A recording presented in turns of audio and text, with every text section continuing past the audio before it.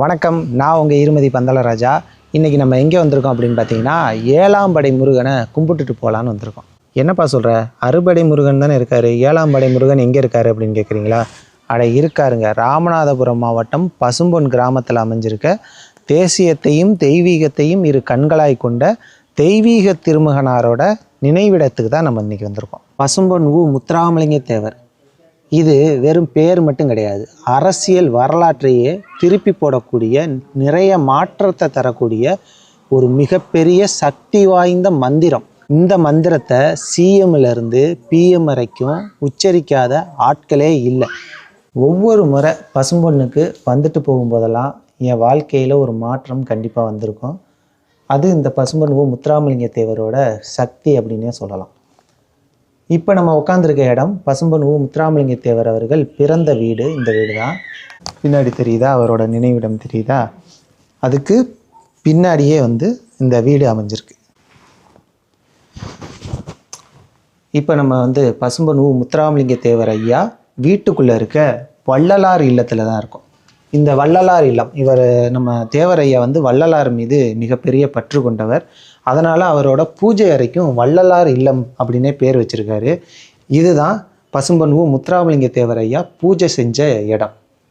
பசும்பொன் முத்துராமலிங்க தேவர் ஐயா வீட்டுக்குள்ளே என்ன இருக்குது அப்படின்னு பார்த்தோம்னா, உள்ள அவர் என்னென்ன நிகழ்ச்சிக்கெல்லாம் வரவேற்புரை கொடுத்துருக்காரு, யார் யாருக்கெல்லாம் இரங்கல் தெரிவிச்சிருக்காரு, பசும்பொன் தேவர் ஐயா அரசியல் களத்தில் இருக்கும்போது அவரை வரவேற்ற சிறப்பு நோட்டீஸு, இது மாதிரி எல்லா விஷயமும் இந்த வீட்டை சுற்றி இருக்குது. இப்படி வீட்டை சுற்றி இருக்குது. வீட்டுக்கு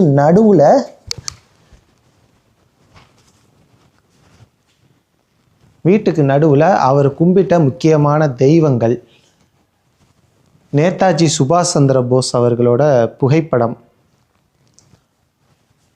ராமாயண புகைப்படங்கள், அப்படியே பேக்கில் போட்டு காட்டுறேன் பாருங்க,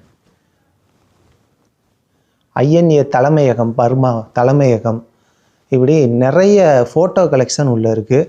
சுவாமி விவேகானந்தர், வஉசி ஐயா, திருவிகா, வீர சவாக்கர், சீனிவாச ஐயங்கார், நேதாஜி சுபாஷ் சந்திர போஸ் அவர் கையெழுத்திட்ட புகைப்படம், உக்கிரபாண்டி தேவரோட இறுதி ஊர்வலம் புகைப்படம், இப்படி நிறைய புகைப்படங்கள் இந்த நடுவில் அலங்கரிக்குது.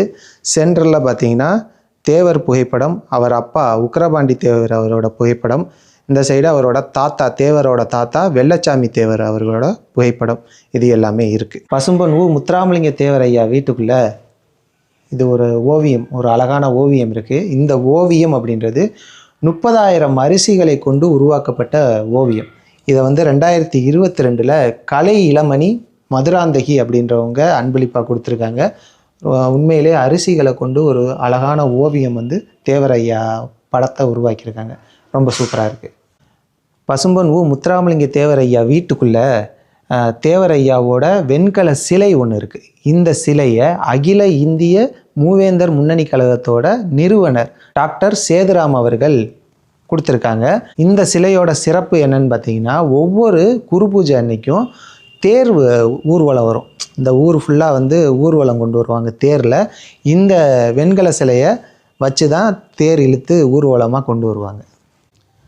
பசும்பொன் முத்துராமலிங்க தேவர் அவர்களோட வாழ்க்கை வரலாறு அப்படின்றது ஒரு வீரம் நிறைந்த, ஒரு ஆன்மீகம் நிறைந்த, ஒரு அரசியல் நிறைந்த, இப்படி எல்லாம் கலந்த ஒரு கலவையான வரலாறு. நேதாஜி சுபாஷ் சந்திர போஸே தேவரை தன்னோட தம்பி அப்படின்னு அவரோட அம்மா கிட்ட அறிமுகப்படுத்தி வச்சார். அப்படின்னா அப்போ எந்த அளவுக்கு நேதாஜிக்கும் தேவருக்குமான நட்பு இருந்துச்சு அப்படின்றதுக்கு இதுவே ஒரு உதாரணம் அப்படின்னே சொல்லலாம். அதனால் ஒரு தேசியவாதி, ஒரு ஆன்மீகவாதி, சித்தர், இப்படி எல்லா நிலைகளையும் அடைந்த ஒரு மிகப்பெரிய ஒரு மகான். அவர் வாழ்ந்த வரலாறு, அவர் வாழ்ந்த இடங்கள், அவர் நினைவிடம், இதெல்லாம் கண்டிப்பாக பார்க்கக்கூடிய ஒரு முக்கியமான இடங்கள். வாய்ப்பு இருந்தால் ராமநாதபுரம் பக்கம் வந்தீங்கன்னா கண்டிப்பாக இந்த பசும்பொண்ணுக்கு தரிசனம் பண்ணிட்டு போங்க. நல்லதே நடக்கும் அப்படின்னு சொல்லிட்டு மேலும் ஒரு நல்ல வீடியோவில் உங்களை சந்திக்கிறேன். நன்றி.